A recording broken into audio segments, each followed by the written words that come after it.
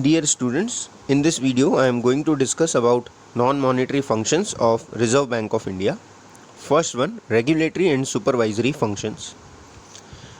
RBI supervises the functioning of the entire financial and money markets. Being the apex bank, it performs the function of regulating branch expansion and working of scheduled banks, non-banking finance companies, and also of cooperative banks.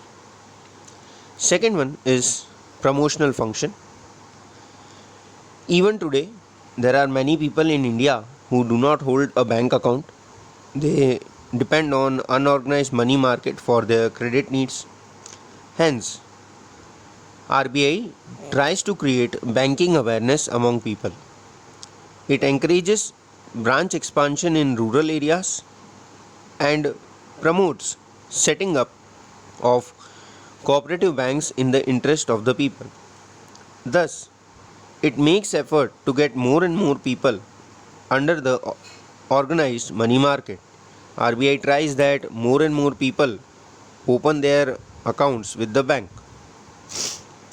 Next one is financial inclusion and development. Whenever any major economic reforms and changes come about, it is necessary that all the people from all the segments receive benefits of such changes. And for this, RBI continuously make efforts in the banking sphere.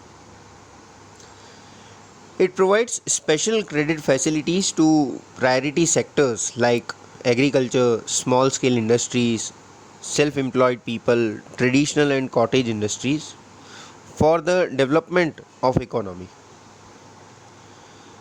It also tries to increase information flow and enhance awareness regarding banking among more and more people. In the present time, it manages the Prime Minister's Jan Dhan Yojana.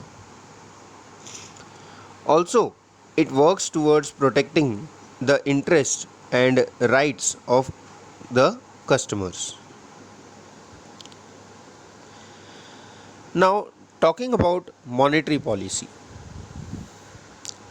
In economic theory, monetary policy is the policy which regulates the demand for money and supply of money. Now, it is essential to regulate demand and supply, as an imbalance between demand and supply of money may result in inflation or deflation, and this can impact the value of Indian currency, and thus it may destabilize the economy. Hence, monetary policy is also known as one of the stabilization policies. In the present times, it is used more for credit creation, and as per one of the definitions of monetary policy, which states that the policy which entrusts various tools of regulating supply of money in the hands of the apex bank with the purpose of achieving general economic objectives is called monetary policy. It means that monetary policy is a policy which provides various tools in the hands of the apex bank so as to control the supply of money with the purpose to maintain economic stability and achieve general economic objectives. Thank you.